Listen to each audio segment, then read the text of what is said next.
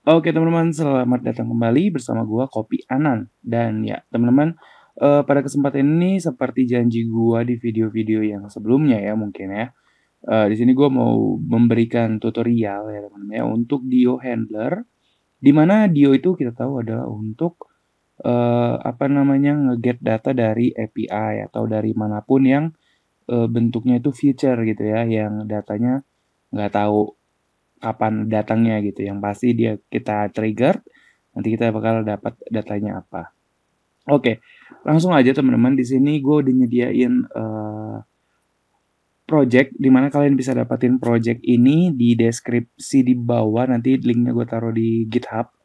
Tapi sebelumnya juga gue udah taruh juga tutorial untuk, source yang ini, yang saat ini teman-teman lihat, ini udah ada di video gue yang tentang Dio, Flutter Dio judulnya ya.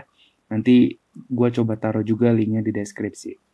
Oke, langsung aja teman-teman tanpa berbasa-basi lagi. Di sini gue mau ajak teman-teman semuanya untuk buka Google Chrome.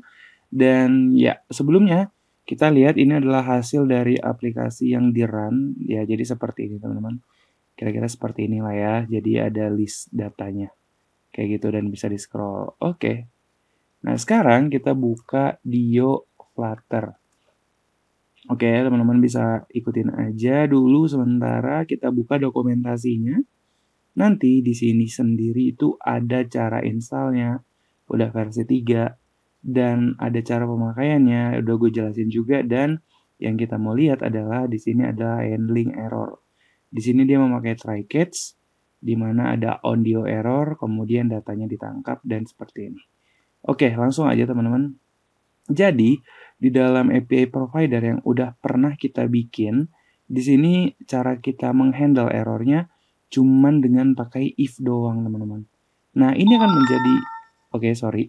Ini akan menjadi sebuah masalah jika misalnya kalian nge-get data, ternyata dia error, teman-teman. Bisa aja error karena sesuatu, misalnya kayak gini nih ya. Gua akan save, kita akan coba lihat. Gua ganti URL-nya, maka something wrong. Dan yang tertulis itu aja. Kenapa something wrong? Karena dia bukan 200. Ketika dia nggak 200, dia akan balikin 0. Kayak gitu. Jadi apapun itu dia nggak mau tahu. Jadi user nggak tahu nih errornya apa. Gitu kan. Nah disinilah tugasnya untuk Dio handling error. Kita tinggal tambahin try catch block aja. Nah biasanya penulisan try catch itu seperti ini teman-teman. Oke. Nah, yang kita masukin try catch itu adalah si sesuatu bisa semua, bisa apapun teman-teman. Tapi dalam kasus ini kita cuma mau masukin request-nya aja. Oke. Masuk ke dalam, nanti ada Dio response. Biasanya ini gua pisahin teman-teman ya. Di sini gua kasih HTTP Dio response. Kita ikutin aja dulu. Nah, seperti ini. Oke, di sini gue pisahin doang. Kita get datanya ada di sini, dan if-nya juga kita bisa masukin sih sebenarnya ke dalam sini. Kira-kira begini teman-teman. Jadi kita cuma ngebungkus dia pakai try catch. Nah, try ini fungsinya untuk menangkap error apa aja ketika ini gagal. Dan gagalnya ada di mana yang nggak tahu. Pokoknya yang di dalam blok ini yang manapun gagal dia akan kasih tahu errornya apa. Nah, di sini di Dio handling sendiri dia kasih tahu di sini on Dio error. Artinya Dio ini punya kasus error tertentu yang kita bisa pakai. Nah, maksudnya apa tuh Bang? Maksudnya adalah kenapa kita harus menambahkan on Dio error? Kita import aja.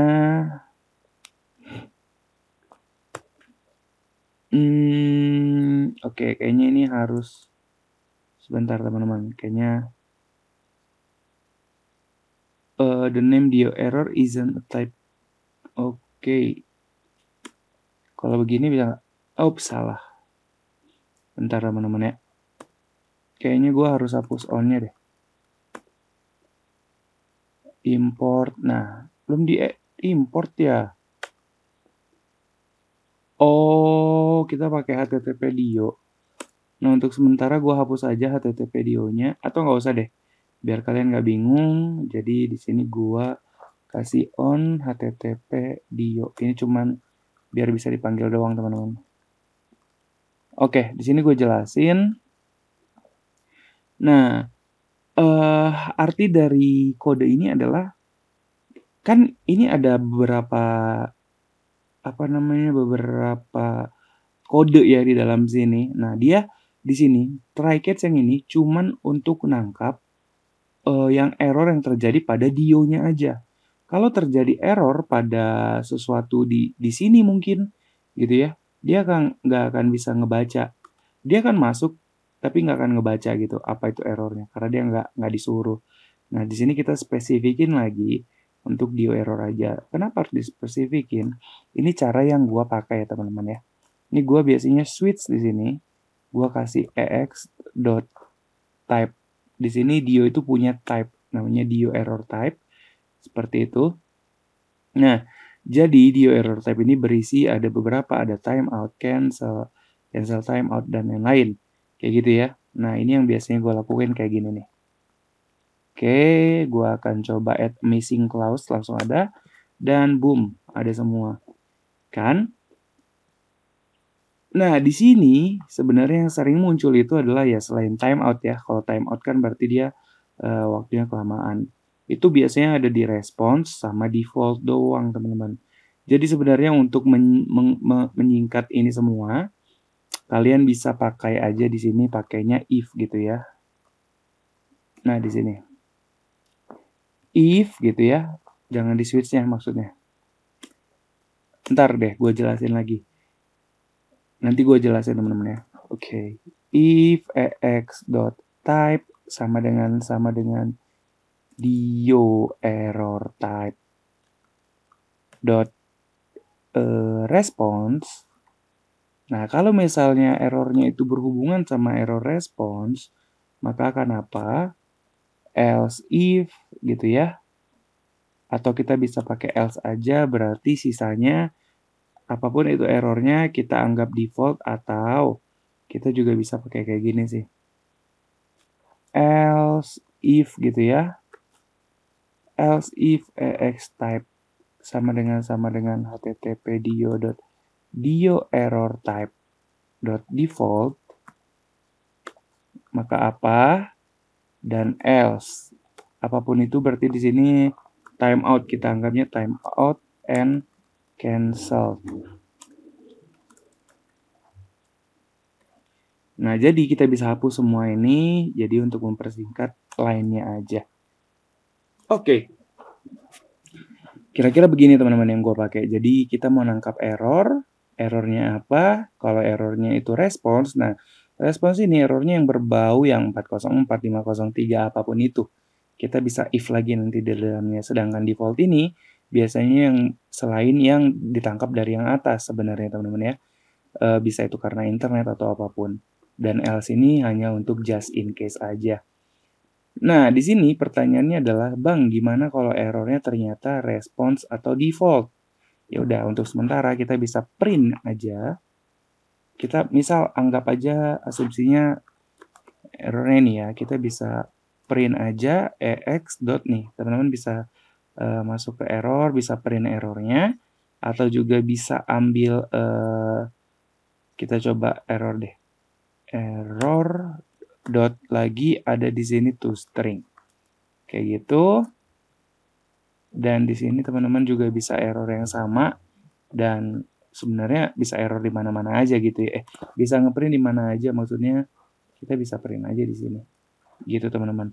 Cuman untuk melihat errornya itu masuk kemana nanti kita bisa lihat. Sekarang kita save dulu aja. Kita akan coba lihat lagi.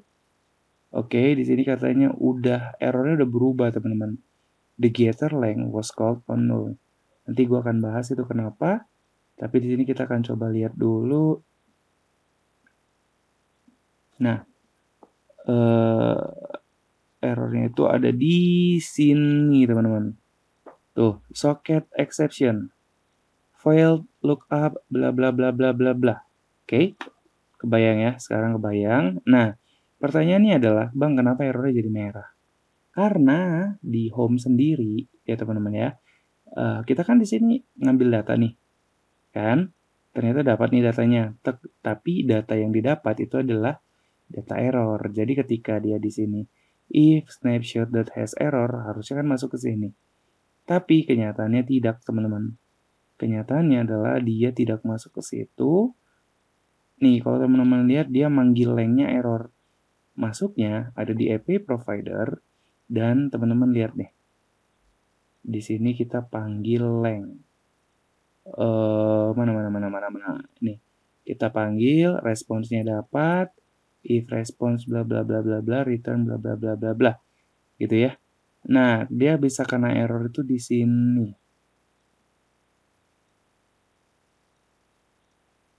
Oh, bukan. Di sini deh kayaknya. Yep, di sini teman-teman. List datanya di sini di build listnya tuh. Oke. Jadi dia datanya dapat nih. Di sini kasusnya dia datanya dapat. Tapi salah, teman-teman. Jadi dia munculnya ini. Nah, karena dia dianggap datanya dapat, dia masuk ke else, kemudian dia ambil datanya, kemudian datanya ditarik ke sini dan semuanya udah salah di sini. Intinya semua udah salah di sini kayak gitu. Oke. Untuk bisa nelusurin, kita bisa stop dulu, kemudian kita bisa run dengan mode debugging. Tentunya kita kasih titik-titik di sini. Oke, teman-teman. Jadi kalau misalnya udah ketangkep, maka dia nanti akan berhenti seperti ini. Kita bisa track aja terus. Tuh, dia masuk ke dalam sini. Kita masuk lagi ke dalam nih. Dia dapat errornya nih. Katanya errornya itu adalah socket atau socket exception. Ya, nah untuk tipenya sendiri teman-teman bisa lihat dia masuk ke dio error type default. Jadi berarti dia akan masuk ke sini teman-teman ya. Nih else yang ini. Nah kalau dia masuk ke sini, maka nanti tugas kita adalah untuk kedepannya dia bakal dapat apa. Nah di depan di sini teman-teman kita cuma bisa manggil, kita cek nih dia udah beres lagi nunggu aktif atau udah beres lah gitu ya. Nah, ternyata dia masuk ke udah beres nih. Tinggal dia di if kan di sini kan. Apakah dia error? Kalau dia error, maka dia masuk ke sini. Nah, sekarang kita akan coba selidikin di sini. Apakah dia benar error gitu ya. Nah, kita next lagi. Tuh masuk ke sini ya. Catch, dia tetap ngeprint nih, tapi kita skip aja sampai ke sini. Nah, dia dibilang di sini dapat error nggak? Nih kita next. Tuh, dia bilang enggak, gue nggak dapat error di sini. Padahal kita tahu di belakangnya dia error gitu ya, masuk ke dalam sini. Tapi di depan sini dia nggak bilang gue nggak dapat error nih. Gimana nih? Gitu. Nah akhirnya dia beranggapan nih gue dapat data nih. Nah setelah dia ambil datanya, oh ternyata null. Tapi dia tetap masuk ke sini. Gitu teman-teman. Itu artinya karena dia lewat dari pengecekan yang pertama. Nah, pertanyaannya, kenapa bisa lewat? Nah, ini yang akan kita bahas, teman-teman. Jadi, kita akan skip aja. Otomatis, aplikasi kita akan crash. Oke, untuk masalah nangkap error, tadi kita udah coba lihat ya, teman-teman ya. Di sini, kita try, kita catch, dapat error, dan segala macam. Nah, kita udah sempat print errornya, tapi kita belum bisa nentuin nih errornya kayak gimana. Nah, untuk saat ini, ya teman-teman ya, kalau dia masuk ke respons, ini bisa aja 404 yang biasanya not found 400 atau 500 bahkan internal server error. Nah, ini sebenarnya teman-teman tinggal berjanjian aja sama orang backend yang bikin API gitu ya.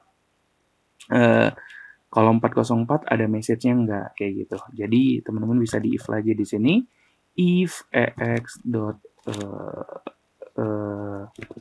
response gitu dot status code. Nah, kalau status code-nya sama dengan 400 atau 404 atau berapapun, teman-teman bisa kasih di sini peringatan. Give warning here. Oke. Nah, jadi apapun yang error di sini ketika ditangkap oleh dio error type response, artinya kode-kode itu antara kode-kode ini gitu teman-teman ya. Tinggal teman-teman sesuaiin aja mau di if berdasarkan apa nih? Kode kah atau apakah? Nah, kalau 404 dia bakal nampilin pesan apa di depan. Nah, untuk kasus sekarang kita dapat errornya di bagian sini nih. Nah, default error. Nah, jadi di sini kita tinggal sebenarnya bisa print ke konsol aja untuk sementara ex.error.statuscode atau message mungkin response.message status message mungkin atau apapun bebas ya. Nah, gue mau jelasin dari mana ya? Oke, begini deh teman-teman. Di sini tugas atau kenapa kita nge-catch errornya adalah tujuannya adalah untuk kita bisa lempar ke depan ke bagian layout supaya dia bisa ngebaca itu error atau enggak. Nah, supaya ini hash errornya jadi true, teman-teman ya, teman-teman harus throw exception di dalam sini. Jadi, misal kalau kita udah tahu nih errornya apa, kita tinggal throw aja, throw, gitu ya. Kita bisa throw exception, atau ini bisa di custom ya sebenarnya. Atau teman-teman bisa throw socket exception kalau misalnya dia karenanya socket, tapi kan kita nggak tahu ya pastinya apa, kayak gitu. Jadi untuk saat ini kita tembak aja exception secara global. Di dalamnya kita kasih pesan, yang dimana pesan itu kita bisa dapat dari situ. ex.error.toString gitu. Kita ambil semua pesan errornya apapun itu. Nah, jadi ketika errornya masuk ke dalam sini, kita save dulu, maka ke depan di sini dia akan tahu teman-teman sekarang di sini error. Kita akan coba ya, kita akan coba nih. Kita akan next dulu, nih masuk ke sini seperti tadi. Oke, kita lanjut dulu aja, masuk. Nih teman-teman lihat ya, untuk errornya dio error, kenanya di default, di mana errornya itu nanti yang ke print adalah harusnya ini sih teman-teman, semua ini. Ada address, message, dan lain-lain. Harusnya kita ambil message-nya aja. Jadi sini file host bla bla bla bla bla. Nah, sekarang kita akan coba next lagi. Otomatis masuk ke sini harusnya. Bam. Nah, lompat ke sini, masuk ke sini, lalu nanti di home dia akan berhenti lagi. Kita akan skip aja, bam. Tuh, masuk ke sini. Nah, sekarang dio errornya true. Kenapa? Karena dia tahu di sini ada error. Nah, kita next lagi. Baru deh dia stop. Tapi di sini tetap something wrong. Kenapa something wrong? Karena kita nggak nangkap errornya apa. Untuk nangkap errornya apa, kita bisa aja di sini panggil hasil dari errornya ini, teman-teman. Nah, caranya teman-teman bisa kayak gini aja. Snapshot dot tadi kan hash error ya. Nah, sekarang kita panggil aja errornya. Nah, harusnya bisa dipanggil message lagi, tapi karena tadi kita ngasihnya string, teman-teman ya. Jadi, hopefully di sini udah string sih. Kita akan next, next, next, next. Kita lihat. Oke, dia tahu kalau exception itu bukanlah string. Oke. Nah, jadi di sini ternyata masih objek. Tinggal kita ambil message-nya aja, bisa nggak? Sepertinya nggak bisa.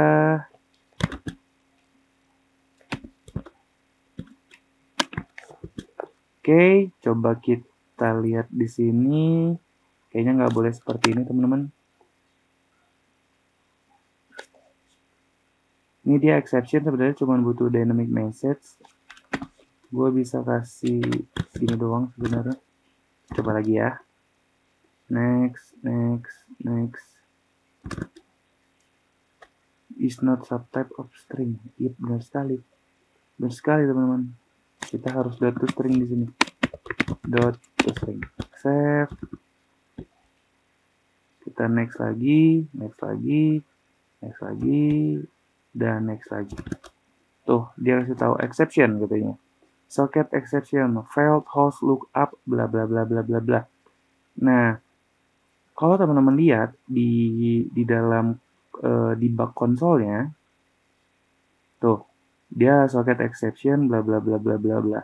Tapi kita cuma mau ngambil ininya aja, teman-teman. Kita nggak mau tahu antara ininya.